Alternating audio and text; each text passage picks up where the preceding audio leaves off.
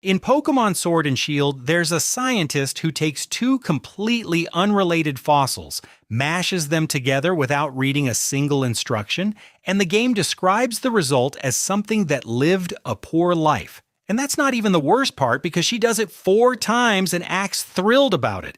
These Pokemon didn't volunteer, they were dead. Peacefully, quietly, completely done with existence. And then some random kid handed a rock to a lab technician and now they're back, 65 million years late, dropped into a world with fairy types and competitive metas and absolutely zero context for any of it. By the end of this, you'll understand exactly why being resurrected in Pokemon is less of a miracle and more of a curse with a rock typing. Let's start at the beginning, with Omanite and Omastar, the OGs, the fossils that started this whole mess. Omanite looks like the world's most huggable little squid snail, giant blue eyes, spiral shell, completely harmless vibe. And then you read the lore. Some Pokédex entries suggest the Omanite species was essentially hunted to near extinction by Kabutops, its fellow fossil Pokémon, revived from the exact same region, and then the survivors were hunted again by ancient humans until they disappeared entirely. So when you revive Omanite at the lab in Mount Moon, you are not giving it a second chance. You are resurrecting it into a world that still contains its apex predator and its historical oppressor, just with different trainers holding the Pokeballs. It's like performing CPR on someone and then telling them their attacker is also awake and in the next room.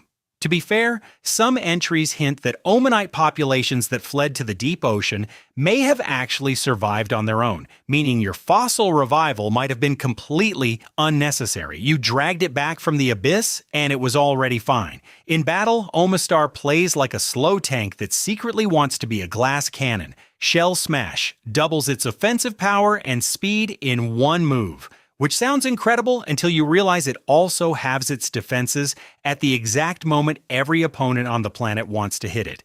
Its greatest strength is literally its own worst setup. Biblically tragic, genuinely huggable, and now it lives in a PC box. The next one at least had an excuse. It was already halfway out the door when extinction hit. Kabuto and Kabutops are the ancient sea's answer to a nightmare. Scythe arms, armored shell, built purely to chase things down and end them. It looks like something designed by committee to be a predator. And here's the thing, some cave systems in the games have living Kabuto populations. Not fossil revived, not lab grown, just alive, quietly surviving, completely unbothered. Which raises an obvious question. Why are we handing fossils to scientists to revive it when it apparently never fully died? It's like holding a funeral, delivering a eulogy, and then the deceased knocks on the window. Some entries even suggest Kabuto was already crawling onto land before extinction hit, actively adapting, mid-evolution when time ran out. It was in the middle of becoming something new when the clock stopped.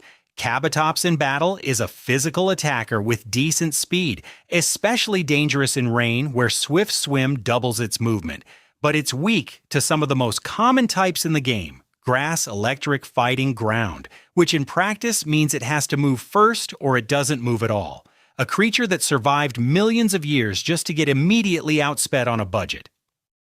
At least Kabuto had a fighting chance. The next one was born with a self-destruct button built into its own kit.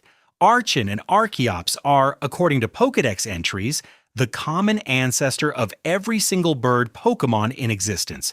The original flyer, the prototype, the most important bird that ever lived, and its defining gameplay mechanic is an ability called Defeatist, which cuts its attack and speed in half the moment its HP drops below 50%.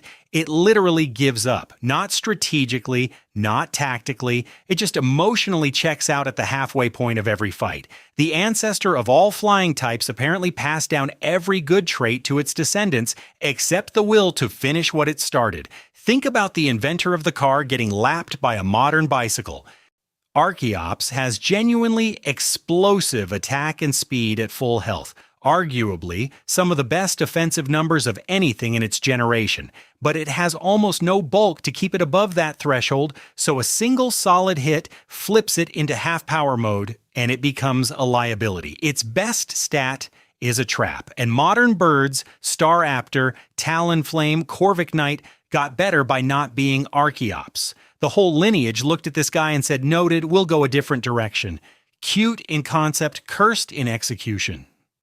Next one had plenty of bulk. It just had the wrong enemies. Tyrant and Tyrantrum are the T-Rex entry in this tragedy anthology, and they arrive with full credentials. Massive jaw strength that, according to some entries, could tear through solid metal. The undisputed apex predator of their era, something every other ancient creature apparently feared on instinct. That's the resume. And now Tyrantrum sits in a Pokeball and takes orders from a 10-year-old in a school uniform. Imagine pulling a Roman emperor out of history, explaining none of the context and handing him a homework assignment. Rock and Dragon typing sounds elite until you realize that Fairy-type moves, which didn't even exist in Tyrantrum's era, hit it for 4 times the damage. It came back to a world that invented its specific weakness while it was gone. Strong Jaw is its saving grace, powering up biting moves like Crunch and Ice Fang, which is thematically perfect, a king defined by its jaw, but it's fragile enough that you're always one surprise fairy move from disaster. The apex predator of the ancient world came back and immediately became a matchup problem. At least it came back intact. What Galar did next should be illegal. The Galar fossil Pokémon, Dracovish, Dracozolt, Arctovish, Arctozolt, are not mistakes in the "oops, we got the typing wrong" sense.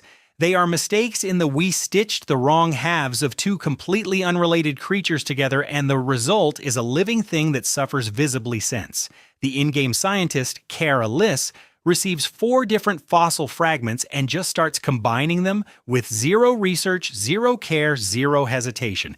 Dracovish has its head on upside down, can only breathe underwater, and the game's own text describes its existence as a poor life. NPCs in the wild area just look at it and say they feel sorry for it. That's not flavor text. That is the official stance of the Pokémon world on what happened here.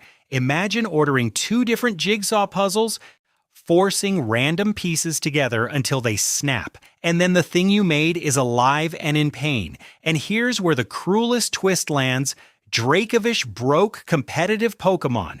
Vicious Rend, its signature move, hits for double power if Dracovish moves first, and with Swift Swim in Rain, it's moving first against nearly everything in the format. It became one of the most oppressive Pokémon in the history of online play. This wrongly assembled, incorrectly fused, canonically suffering creature accidentally became dominant. Suffering and power are not opposites in Pokémon, apparently. Sometimes the game hands a weapon to something that can barely breathe. The most cursed, the most powerful, the most tragic, and none of them asked for any of it. Here's the thing that ties all of this together. Fossil Pokémon probably aren't angry. They're probably not confused, not traumatized in any way we'd recognize. Some entries suggest they just exist in the present without any connection to the time they came from. No grief for what was lost, no sense of displacement, which in some ways is even sadder. They don't know what they're missing. A creature that ruled the seas, a predator that shaped an era, an ancestor that gave rise to an entire type category. And now it lives in a box on a PC and gets sent out for gym battles without any memory of what it used to mean. Fossil Pokémon weren't saved, they were repurposed, and the Galar ones weren't even repurposed correctly. So yeah, they didn't ask to come back, and the ones that did got a fairy weakness, a self-sabotaging ability, a predator revived right alongside them, or a head bolted on backwards by someone who was clearly just winging it. At least they're not alone. There are 7 of them, equally confused, equally inherited from a world that no longer exists, equally available in a Pokeball near you.